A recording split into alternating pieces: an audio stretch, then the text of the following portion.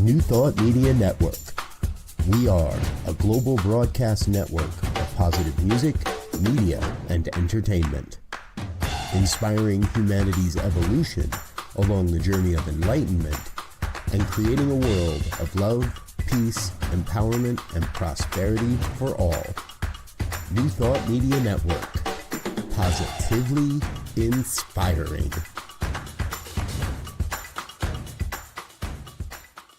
New Thought Media Network proudly presents Having Courageous Conversations, where real talk dives deep. Each week we go beyond surface talk.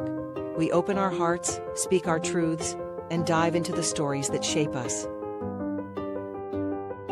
No scripts, no filters, just powerful, unforgettable conversations about life, purpose, healing, and truth. Join the conversation, because your voice belongs here. Please like, share, and subscribe. Check out our YouTube channel at Having Courageous Conversations or email us at yourshowyourvoice@gmail.com. Now, let's have a courageous conversation. Hello. Hi. And welcome. We're so happy you're joining us, whether you're watching us live right now or catching the replay later. Thank you for making the time to be here. This is Having Courageous Conversations, a heartfelt, spirit-led online series where we explore the transformative power of honest dialogue. We believe that when we speak from the heart, listen with compassion, and hold space for one another, we create possibilities for healing, growth, and real connection.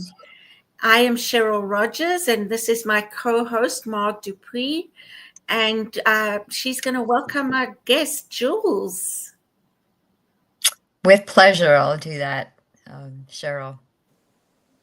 Jules De Jesús Fritz, correct? Is a Cornell-trained wellness coach and the author of Aaaaah Miracles. She surrendered her career as a celebrity makeup artist, oh, that sounds so interesting, to take a deep leap of faith to follow her higher calling. Jules is a co-creator of Miracle Lab with her husband, Josh, where she serves as a spiritual life coach. She empowers clients to embrace their authentic values and worth through coaching sessions and retreats. Jules said that she would like to talk to us today from her heart about belonging, being seen, and how this relates to emotional intelligence and community. Okay, let's just dive in. I don't even know how to ask a question about that thought. Jules, can you start the ball rolling? Well, thank you for having me. It's so wonderful to be here with you and with your community and to be a part of it. So, the idea of what's on my heart lately, the idea of belonging has been on my heart and being seen. And, there's so many feelings, let's say, right? Like big feelings that we're all feeling, not only in the world around us, but also in the world within us. And so this idea of where do I belong, right? Just kind of feels like a collective question right now. And so I thought this would be a fantastic place to have this conversation. Are you talking about where you belong in the world or in your career or mind, or when you say belong, where is that located? That's a great question. And it's almost like I can throw that back to you and say, what does that mean for you? Right? Like what comes up for you? But for me, what that means is where I belong everywhere. Because for me, it's all an integrated process, right? Like it's all about wherever I am, that's where I am, right? Like it's basic. And how I'm showing up depends on how I feel about where I feel like I belong. So, you know, not only about showing up, but again, being seen. Do I feel safe to be seen here? Do I feel safe to be myself here? Wherever here is. Maybe it's at your job. Maybe it's in your relationship. Maybe it's just out in public and feeling safe enough to be yourself. So what does that mean? So, you know, the idea of belonging, I think is multi-layered. There's so many parts to it, but really it's all connected together. So I just had a quick thought. Do you think, and do you mind if I talk about you and your family and what you've been doing? Would you mind sharing that? So my thought came to me is that possibly because of the way you guys have been living for the past few months?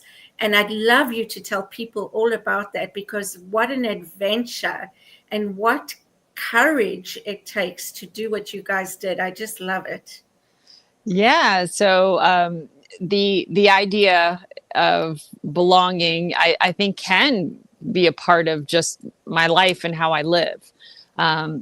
And so last September, it's been a year now, we started traveling full time again. So Josh and I, my husband Josh, and I traveled back in 2017 full time for 2 years in our Airstream camper. So that's when I left my fabulous life as a celebrity makeup artist. It was like, all right, this is cool. And there's got to be more to it than this. And so I took that leap of faith. We sold everything, hit the road in our camper, and loved it. So we're on the road, and my 3-year-old son at the time prays for not only a baby, but 2 babies. 2. Y'all, when that prayer went up, I felt the intention. He was like, dear God, I want 2 babies. Amen. I was like, Julian, wait a minute. So lo and behold, a few weeks later, I am pregnant with twins. Twins do not run in our family. So this is a supernatural event. And I had to find a place to have babies, right? So we found the right place in Georgia and ended up landing on a 25-acre homestead, and it was fantastic, right? So our goal was, we're just going to be here long enough to raise the babies and get back out on the road. Well, a pandemic happened, and we thought, well, I guess we live in the house now for a little bit longer. And I ended up caregiving for my mom and grandmother. So my grandmother was just a month before her 97th birthday. And we got to have the last year of her life. And I took care of her and my mom. And we also got a dual diagnosis of dementia for both of them.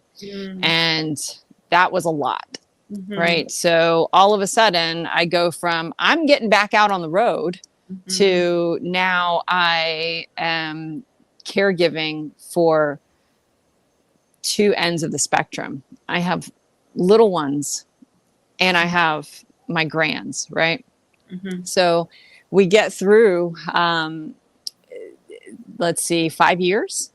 And at that point, we start realizing, okay, maybe we can try to travel again, because we really missed it. Everybody felt this desire pulling us forward, like something's calling us. Again, just like when I decided to leave the makeup world and take a leap of faith, it felt like that pull. And we all worked together to,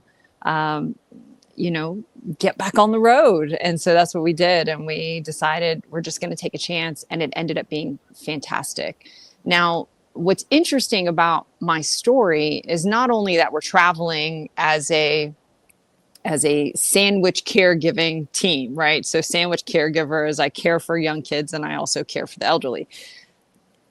I have my own belonging in that, right? Like I have a group of 6 that fills that camper. And that, I mean, when we roll in, y'all know we roll in deep. I mean, it's like all of a sudden it's a party when we show up, because there's 6 of us.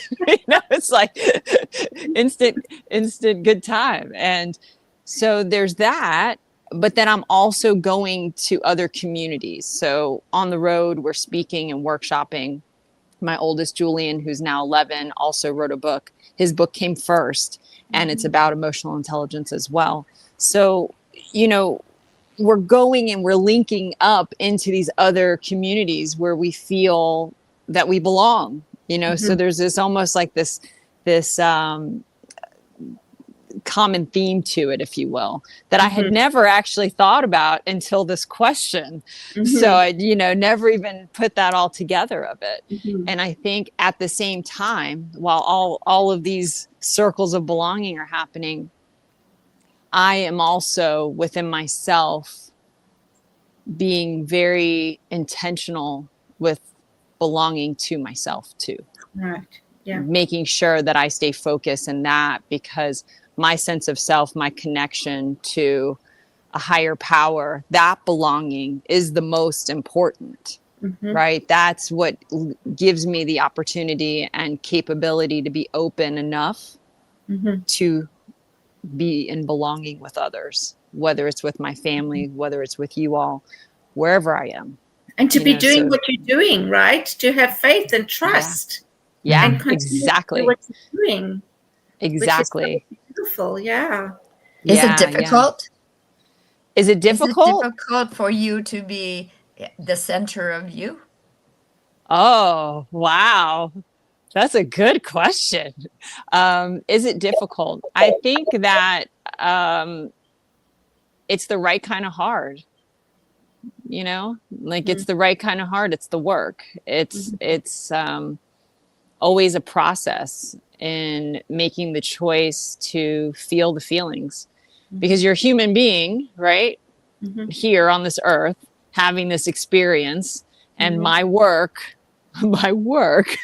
while I'm here is to process these feelings and understand what this block is. What is this that's stopping me from feeling the totality of the presence of love that I can always feel, right? So my job is to always make sure that I'm radiating that love. And sometimes it's not so easy because fear comes in and blocks that, right?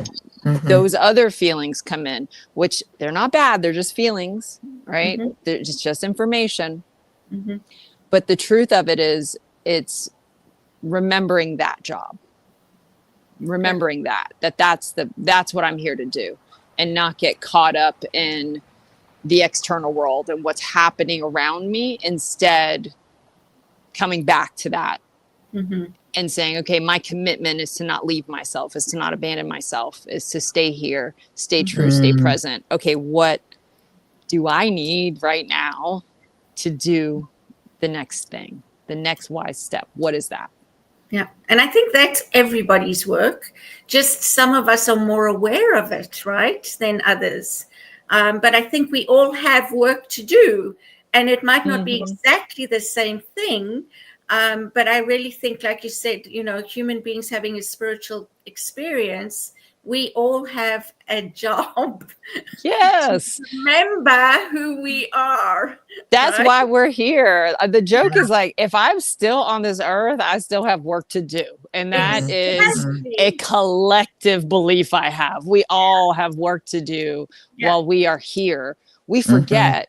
We forget it, right? We go into this like temporary amnesia at times. We're like, oh, I thought my job was my work, or whatever the thing is, that's my work. It's like, no, that's not it's to here be in as close of communication as we can possibly be with the divine. And right from that space, then we can move forward and do our work, you know. So my work for a long time was to be a makeup artist, right? And was to be that calm presence with my clients to help them do their big work that they were doing, right? That was what I was being called to do. And through that, I learned a lot. Like through that process, I was able to hone in these different skills, right? And also learn about myself, do my own work. And then that prepared me to the next level. So what you were saying, Cheryl, about, you know, we all have the job, but some of us are more aware of it. I think it just depends on where you are on your journey. You know, not everybody's ready to look at the stuff. Absolutely, yeah. That's where free will comes into play, I believe. It's like, you can do whatever you want to do. And you could also, right, no judgment. And there's also, you could do things that could help you to feel better. Are you going to do that? Right. So with my work with emotional intelligence, when you feel a big feeling, are you going to numb it? Or are you going to get curious about it? It's a choice. It's a choice. Am I going to get curious and go, what was that about? Whoa. Or am I going to be like, nope, can't deal. Scroll, or whatever whatever your way of dealing with it is. Right. So it just depends. We all have the choice. So how do you define emotional intelligence in a way that's practical and relatable for everyday life? Emotional intelligence, what I love about it, it's considered one of the 7 geniuses, right? So you think of someone being a genius, you think of them being brilliant, so smart, right? Wow. Just, you've got this brain on you. The truth of it is that there are many different geniuses. So you can have these gifts in different ways. And so with emotional intelligence, what I love about it, this is the one that you can really grow.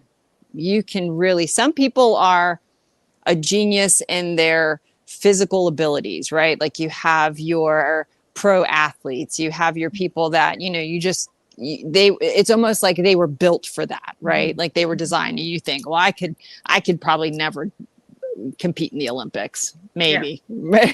Right? So maybe you feel like I was not destined for that. What I love about emotional intelligence is it's like a even playing field, right? Like everybody can make the choice to become that much smarter in understanding what their body is communicating, right? So I also believe that this body is a communication device between me and whatever you call God, right? So the universe is speaking to me. It's using my body to speak to me. I feel the things. So the more in tune I can be with those feelings, oh, I got mad. Oh, why was that? Okay, now I can use my emotional intelligence to sit with that and really discover more about it and get to the deeper part of it. I felt a feeling in my gut that I can't quite explain, but it's telling me that this is not a good situation. That is all intelligence. That's using a balance of our intuition, of our senses, all 6 of our senses, if you will, right? It's allowing ourselves to be open to all of the information that's available to us. That's emotional intelligence. Wow. It's interesting. This afternoon, my body was talking to me and I was angry. And I immediately said to Wen, oh, well, no, don't want to be angry. Let's just move on. I shouldn't be feeling that, and I know the should word is not to be used and whatever, but it was. And so what you're just talking about now is what I was talking about earlier. Like, okay, yes, it's okay. I'm angry and I can be in that anger and tease it out and what's it about? And instead of going, okay, we'll go on to the next step. Yeah. I love what you just said. Thank you for sharing that because it's so real and relatable. So, you felt angry immediately. Most of us, right? Especially spiritual folk, let's be super honest.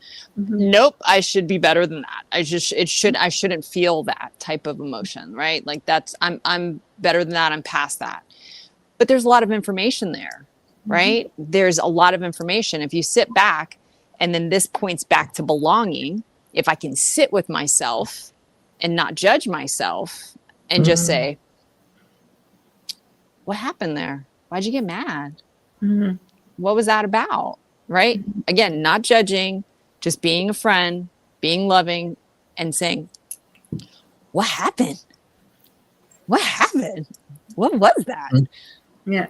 Man, that one got you. What was it? and you sit with it and you go, oh, maybe there was a boundary that was crossed that you didn't know was something that needed a boundary.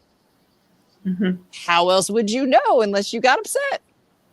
Right? So instead of feeling like I shouldn't, or that's not me, instead that belonging, I believe, is also, holding all those parts of ourselves and saying, okay, what's up? Yeah. What's So the deeper here? Yeah. Being curious. That's what you're saying. Being curious and being the observer rather than being the person reacting. Being observed and being curious about the emotion. Yeah. Because in that situation, you're not only the person reacting, you're the person judging. Like, right? You're like, nope, I don't want that. Like, think about like something happens, and then later, I think we can all relate to this. Later, you're like, oh, I can't believe I said that. And you start feeling real cringy about it, whatever, right? Like nobody ever, right? No, yes, all of us. So you're like, or you wake up and you're like, oh, I can't believe, right?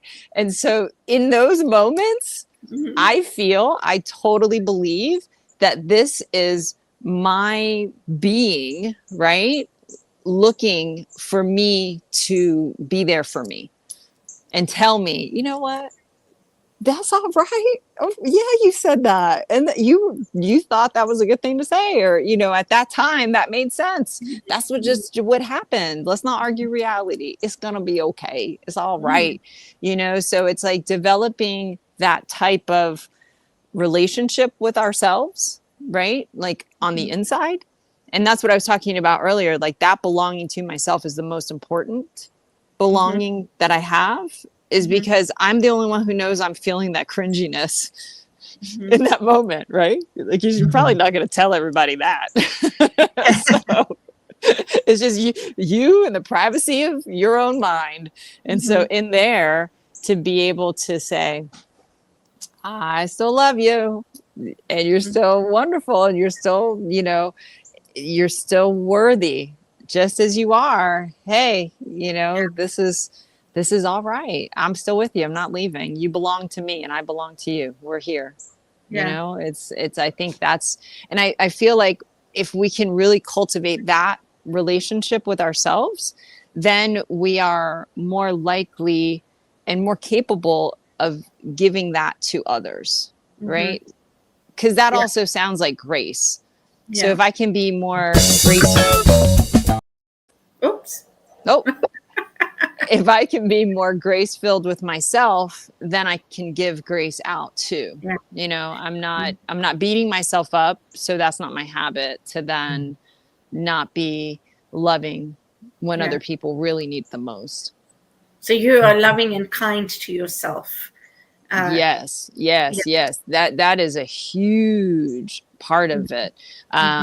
Because there was a time where I wasn't loving and kind to myself, because I believed that to be really like a disciplinarian with myself, like that was better. Like if I could kick my own butt in those moments, then I would learn the lesson. And then also no one could say anything about me that was worse than what I was already telling myself.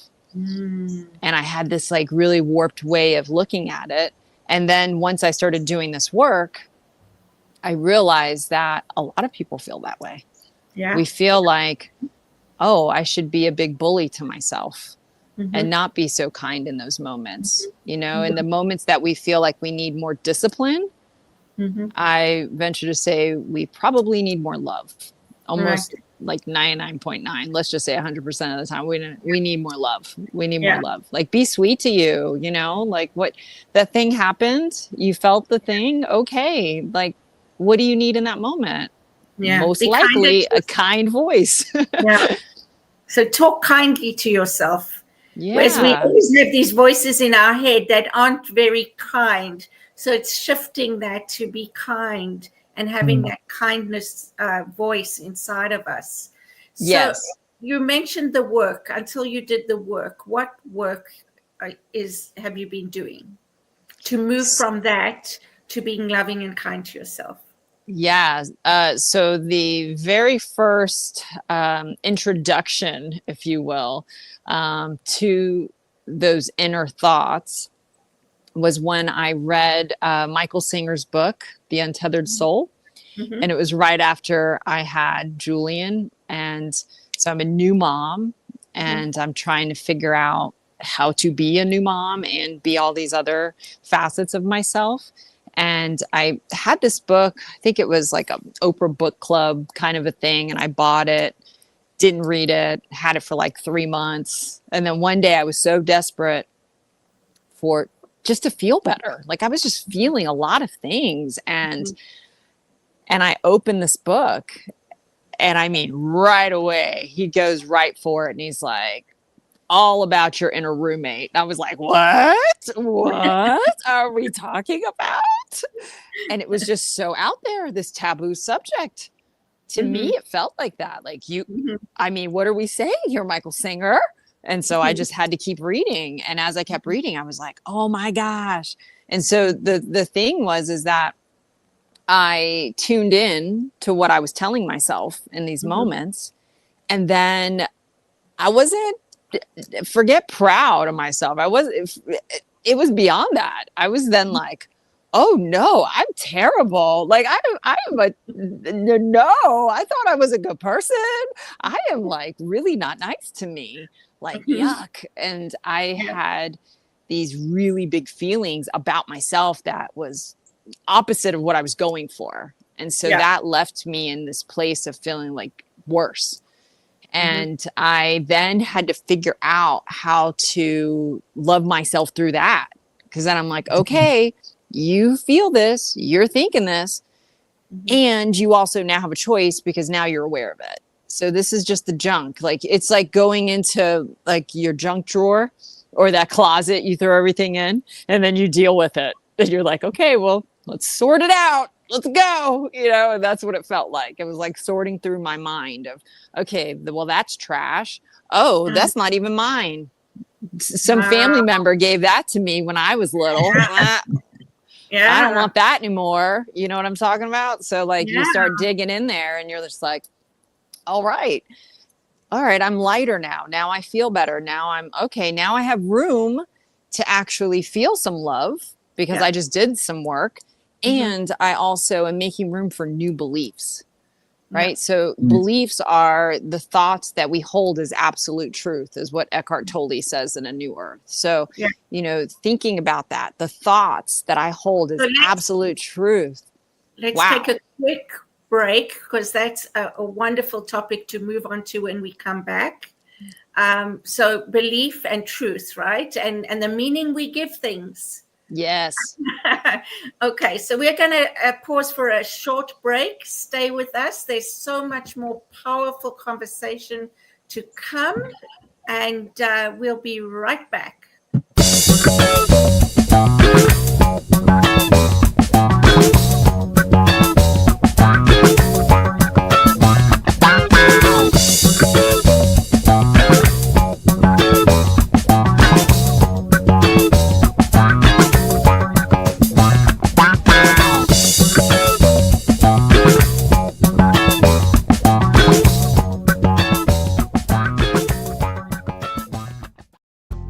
The affiliated New Thought Network is pleased to present Deep Within, Mining Our Hidden Treasures, a hybrid spiritual retreat, October 6th through the 10th at Unity Village in Lee's Summit, Missouri, featuring our opening keynote address from Reverend Michelle Ezigwu, our Tuesday evening Raise the Roof experience with Reverend Dr. Martha Creek, special musical artist Ricky Byers.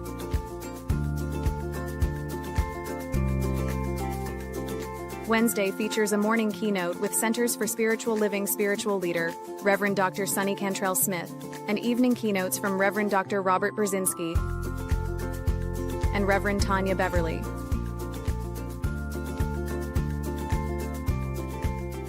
Reverend Dr. Janine Burns rounds out our keynote speakers on Thursday morning. Visit www.antn.org for more details. Virtual and in-person registration is now available. We would love to see you there. ANTN, connecting the New Thought community through consciousness and love. Welcome back to Having Courageous Conversations. We're here with Jules De okay, you say it. I said it in my head, and now I can't get it out. We're here with Jules, continuing our conversation about emotional intelligence and the power of belonging. So let's pick up where we left off. We started talking about belief systems, and you mentioned something that Eckhart Tolle said. Is it Tolle? I never know. But I love him too. He's also one of my best.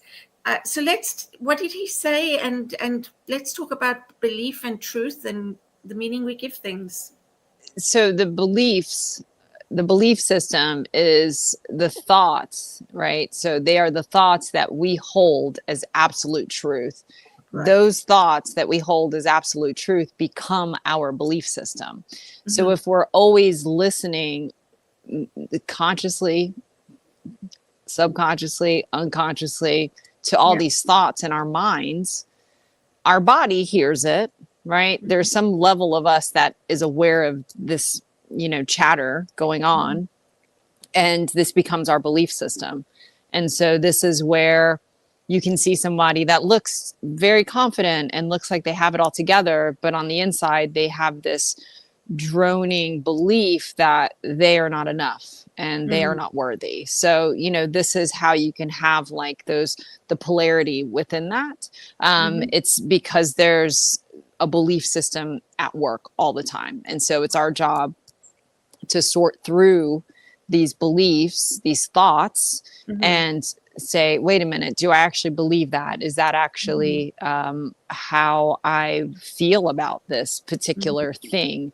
And most of the time, it's an old thought. It's an old infrastructure, if you will, from when we were growing up and whatever that, was being built for us at that time. And so it just kind of like, we just roll with that and we keep building that house. And before we know it, we're like, wait a minute, I don't agree with anything in here anymore, and that's where we can have like the discord within ourselves. And we feel like that turbulence, of like, I just can't feel settled. So, and that's what I was going through, because I was changing. And so when I read Michael Singer's book, The Untethered Soul, became aware of my thoughts, felt terrible once I heard my thoughts and thought, wait a minute, I have to change this. And then started taking that action of making the changes. And at the time I was going to a Unity church and, was filled with positive affirmations, affirmative prayer. So I had a positive community that I was a part of that was feeding me good stuff, thankfully, right? So I was like throwing out the trash, receiving all the good. Right. And so within that, I also started to find this place where I thought, well, what do I do when I have feelings that aren't necessarily positive? Right? Like, what do I do with that? What do I do when the old patterns start to pattern? And what do I do? And I essentially had to create my own method to help guide me out of those big feelings. Right. Wow. That's so interesting. I have two things now to ask, but guide you out of though. And I want to go back to what you just said, but you're going to please remember what it was you just said. I was curious about your family and how you show up in the world as Jules, and you're presenting from your heart. How do the people around you respond to that? Your children, your husband. I know you and your husband work together in your miracle lab. So, what is the response to you being you? Well, it's been beautiful. My siblings have been so supportive. I'm the baby, but it's really cool how they look at my work. and say, wow, you're actually teaching me how to have boundaries. You're actually, little sis is teaching me how to do this work. And so that's really neat to get to share this that's in my heart. As far as my kids go, they love it. They love it because we're always talking about feelings. So what they get to see mama doing is mama being mama, you know, so there is no difference. So how I'm showing up with you all is how I show up with them in our camper, you know. So if I get upset in a moment of frustration, I speak that and I'll say, okay, guys, I'm feeling big feelings. I need to step out and I need to calm my body down and I'm going to come back. And so they understand how to do things when they feel upset, right? So if I mess up and I say something that I didn't really wish I said, I go back and I repair that, because that's what really builds that connection. And they know that we belong together because I care about them so much that I say, hey, I shouldn't have said that thing. And I'm very sorry. And I will do this better. Or I should have had more patience with you in that moment because you deserve all the patience. And mamas do, you know, so I'll explain how I'm feeling in that moment. So they know that it's not them, it's me. And I own it, right? And so it's just really neat how they are understanding how you should not hold back your feelings, and that in any space that you are, it's really important and always a number one thing for you to speak how you truly feel. So that's been a thing that is just like across the board. That's how we roll. And with the rest of my family, this is... it feels like I've always been me. I've always talked about feelings because I've always had feelings. You know what I mean? Like I was always like the tender heart. I was always the one who was like wanting to rescue the animals and like be friends with the kid that had no friends. Like I was always, you know, like just big hearted. And when I was born, my grandmother, on my father's side, she was a missionary in Puerto Rico, and she prophesied it over me that I was going to lead people to God. And I actually did not like that. It felt like way too much responsibility. When I was a kid, I was like, what do you mean? Do I have to be a nun? I didn't understand what that meant. So it feels like she knew something before it was happening, right? Like she got that memo, that universal note. And so as I continued to walk and grow into that, it just, everybody seemed to feel like, oh yeah, of course, right? Like, yeah, that's you. So it's good. It's good. Yeah. Beautiful. What was the now second the second part? question? Oh yeah, well, I don't remember now. I should have written it down. It'll come back. It'll come back. Thank you. Just let it settle in. Yeah.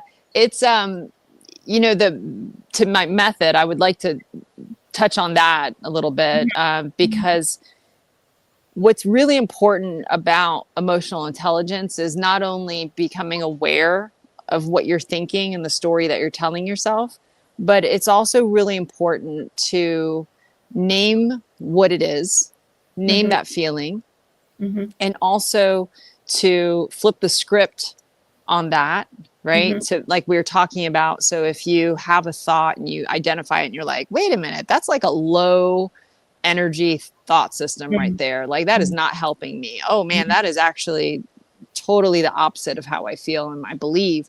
Then you have an opportunity to flip the script on it, right? And turn it into what you want to believe or what you do believe. And so that's a big part of it. And also having action, moving your body, being able to move these feelings out of your body. It's very somatic, right? Like you've got to move. A lot of times we just want to sit and pray or meditate, and we actually need, because we have these bodies, right? So we have to move all of that stuff out. And so when I was looking at this process of what I do in those moments, I thought, oh, this is so funny how these A's keep lining up. And how it brings you all to healing, right? So the one A that I didn't mention is alignment. And that's where we can pray. Once the feelings are out of our bodies. Maybe we do in workshops. I love to do random dance parties. Cheryl and I have danced together. And once you dance and you move it, you actually feel better. And there's so much science behind that. So it brings you to that feeling better point, which is the H. And so my method is called the method. And it's what helped me in real time to feel better, because it's all these things like I can tell you, okay, be there. Yay, you got it. Yeah. So see, look, I have my hand on my heart because that's your pause button, right? It's your pause button. And you go, the joke is you go from to and that's what you really want to do in those moments where you feel flooded and you feel overwhelmed, or maybe you just got hit with embarrassment and that's a flood of feelings, right? Whatever it is. But knowing what to do next is the key, right? Knowing what to do next, which is just hit pause, like get to a place where you feel safe, get to a place. And that might be just with yourself, like in the bathroom, just to where you can go, whoa, oh my goodness, right? Maybe splash some water, maybe just look yourself in the eye, because that's a big part of it too, being there with yourself, right? And during that process, I realized, wow, there's a lot of talk of the work that we need to do, but how do we actually do this work that we keep talking about, right? How do we do these things? And not only do it, but keep practicing it and make it a consistent thing that we do. And so that was my offering to the world was, hey, I've got this method that I have been doing and it's helping me. It's helping me to be a caregiver to my mom, to take care of my kids and be a full-time homeschooling mom, to be in a business with my husband, right? Like all of these things that people a lot of times look at me and they're like, I don't know how you do all that.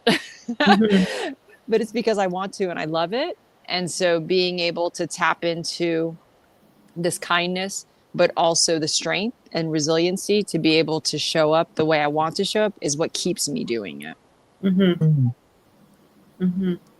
Beautiful. Yeah, and that was a book that Jules wrote that both of them held up at the same time, and it's called the Aaaaah Miracle, right? It's called Aaaaah Miracles. Yes, Aaaaah Miracles. Yeah. Because that's what's happening. You know, love, any expression of love is a miracle. Sometimes we think that miracles are big, grand things, which they can be, but there's no order. A Course in Miracles says there's no order to miracles, right? There's no one better than the other. Every expression of love is a miracle. So every time that you turn within and you give yourself that kindness and that love, and you're there for yourself and you have that belonging, that is a miracle, right? Isn't that cool to think of it like that? And you're like, oh, I'm a miracle worker over here. Look at me.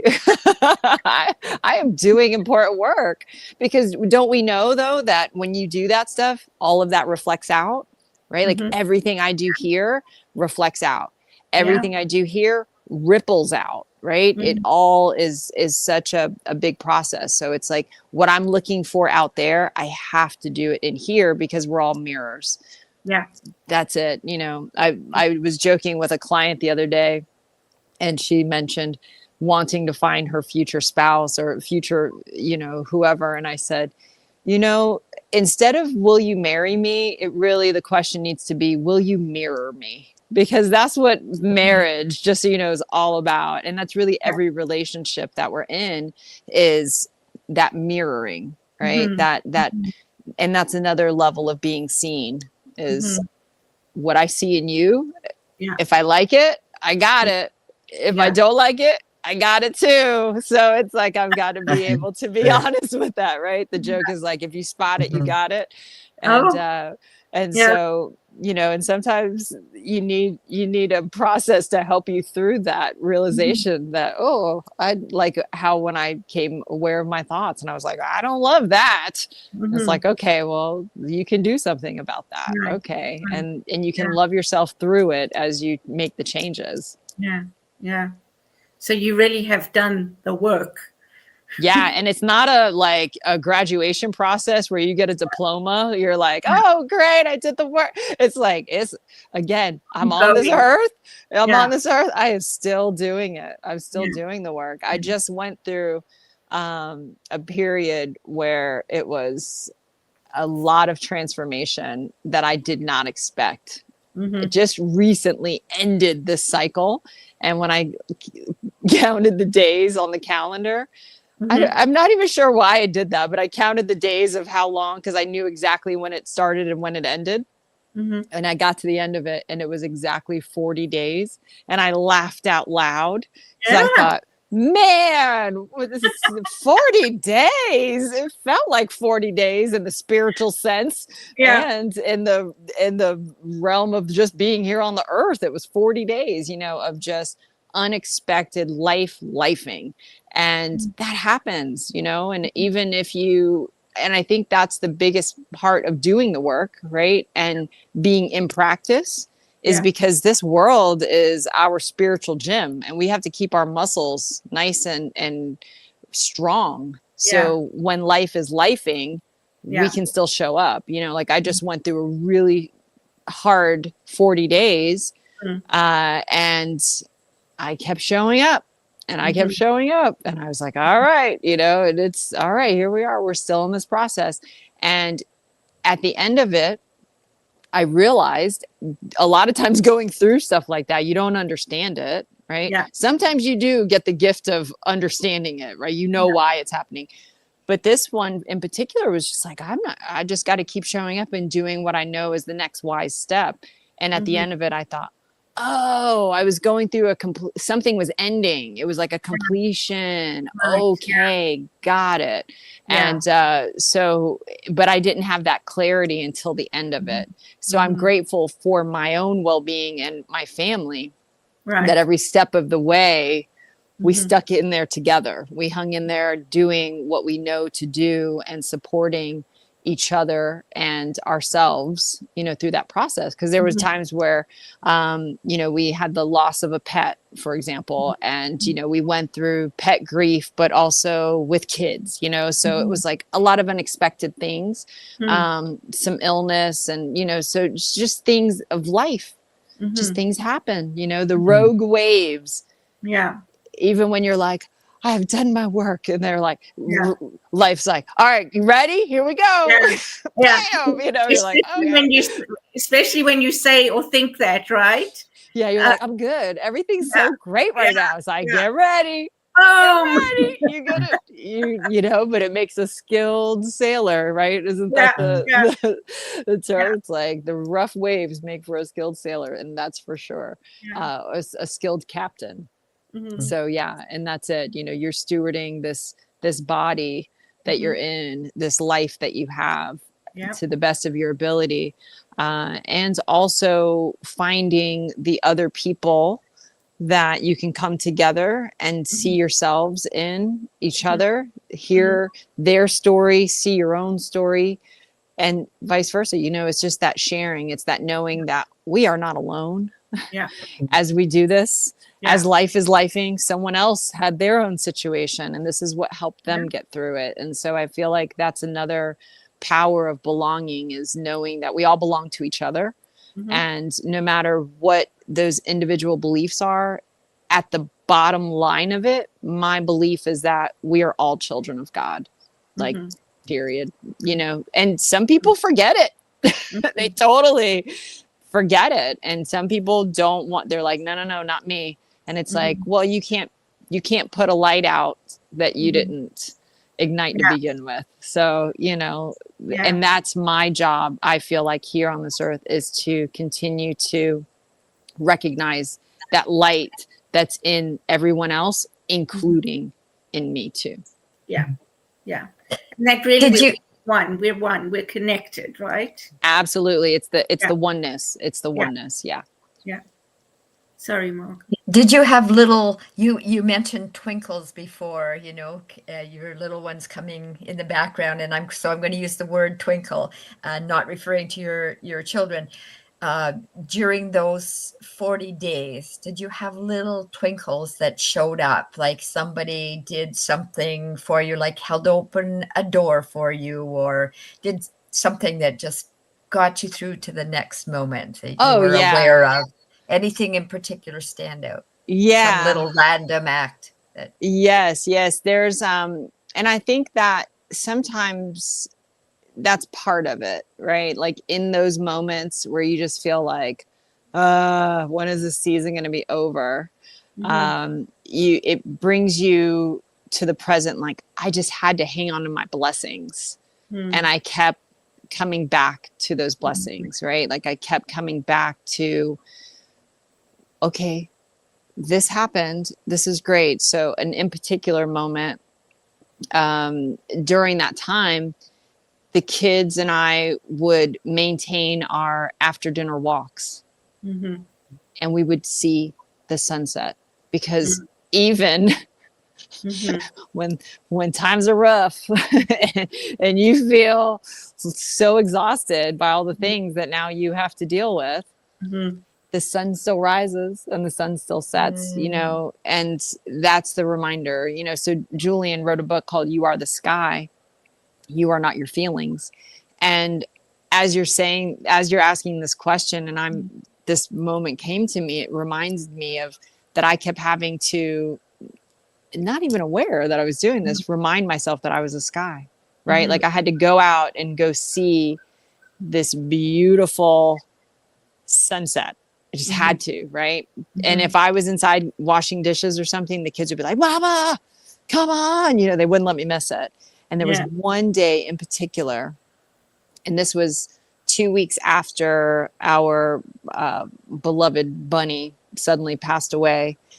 Just didn't wake up one morning, which was heartbreaking for everybody because it was so sudden. We just didn't expect it. And there was this, probably the most epic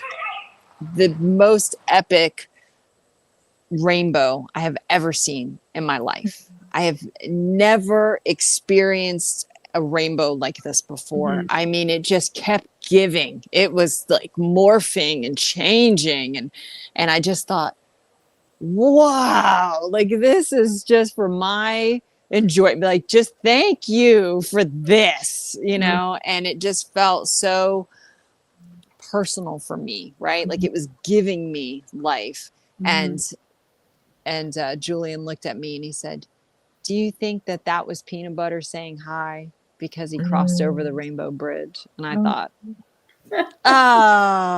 you know, so it's just those moments where your kids show up and just speak just delightful words. That just brings so much comfort to your heart and just remind you that what you're doing is important and you're showing up and, you know, all of those things. So that's a big moment that stands out. But those moments of trials and tribulation, you know, I like to say that we're in a garden and there's dirt and there are also flowers. So just, you got to look for the flowers, you know, and the times that you feel like you're just surrounded by dirt. And that's those moments. I just have to keep it like really basic. Like, what are your blessings? You know, I went to the grocery store and I'm like, yes, food. Yeah. You know, like little things. Yeah. Just the basics, like keep it really easy and simple. Yeah, that's great insight, right? And that again is being kind to yourself. You know, it's not putting too much pressure on yourself, but it's also creating a better feeling and a better thought by doing that. But you're being gentle, you're gently doing that. You got it. Because in my mind, in my spirit, I heard gentle and you said it. That's exactly what it is. And that is such a, you know, like sometimes love feels like love when it's gentle, right? Absolutely. You're just like, it was so gentle how you were with me, or how that we are in a practice of being gentle, not only with ourselves, but each other. So like Yeah. in those moments where it's so hard and you could beat yourself up if you wanted to, right? You have free will, but instead you choose to be gentle and to be Yeah. kind and to be Yeah. understanding and say, oh, girl, you are definitely having a season right here. But you know, you always get through the toughest seasons. You're still here, you know, just keep going. And sometimes you see a rainbow that just gives you hope on those Yeah. days where you feel like, oh, when is this cycle gonna end? You know, when I was going through it, I didn't know it was gonna last exactly 40 days. I mean, I guess I could have been like, the average tribulation time is 40 days, you know. I wasn't thinking about it like that. That's so interesting. Jules, I think your internet is starting to get a little tired, but I'm grateful that it's coming to the end of the show. Because it's only now, and really we've just got a few minutes left. So if there's one thing you would like to say to anybody who's listening and watching, what would that be? What would you like to leave them with?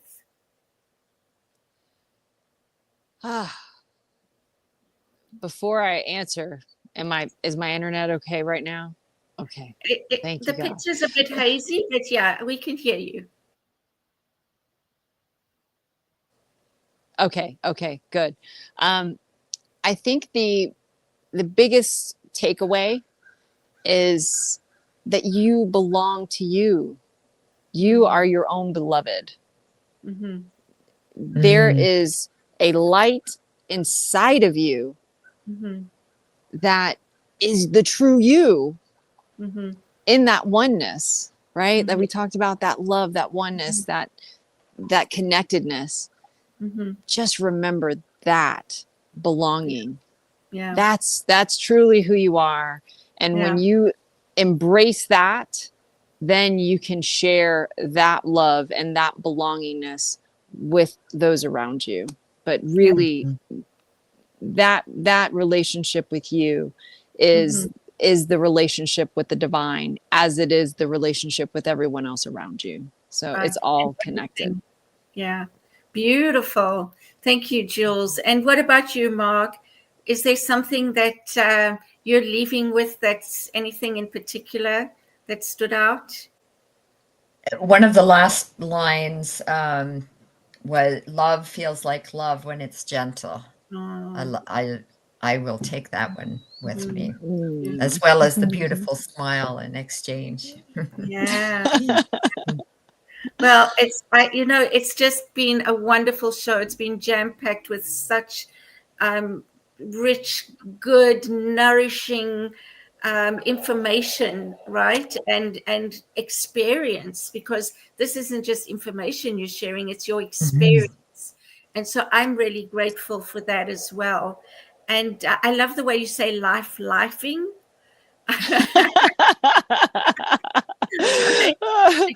and one of the things you said, and another friend of ours says, if you've still got a pulse, you've still got work to do. That's right. That is so true. Yeah. And it starts within you. You cannot change anyone. You cannot do anything to anyone, only to yourself. So that's where it begins, and that's where it comes out that you can be a better person for others. Yes. You are a mirror and a reflector, and I encourage everyone to look in the mirror. Beautiful. As they say the things to themselves, because that mirror will keep you honest and it'll keep you true to yourself. Yeah. Beautiful. Well, thank you so much, Jules, for being our wonderful guest today. Please send love to your beautiful family. And and we hope to see you again soon. Looking forward to it. Thank you so much. You're welcome. So let me just say to everybody, like, subscribe, and share so that more people can hear this beautiful message that we got today. Just enjoy. And love. And love. Enjoy. Love, And kindness, gentleness, all those beautiful things, and joy. So much joy. My Thank you, hands won't let everyone. me do it. Bye. Stay with us. Please help us say thank you to our organizational sponsors, including the Hepperlin Foundation, Affiliated New Thought Network, International New Thought Alliance, Science of Mind Archives and Library Foundation, Center for Spiritual Living Denver, Center for Spiritual Living Midtown, New Thought Philadelphia, Planned Happiness Institute, Summit Center for Spiritual Living, One Heart Retreats, Center for Spiritual Living on the Lake, Unity Spiritual Center, Kitchener, Home Center for Spiritual Living, La Mesa, Satya Center, Center for Spiritual Living, North Jersey, Unity of Savannah, and Center for Spiritual Living, Seattle, as well as all of our individual donors. Thank you for making New Thought Media Network a place to be. Please come be you. And remember, like, share, and subscribe. New Thought Media Network, positively inspiring.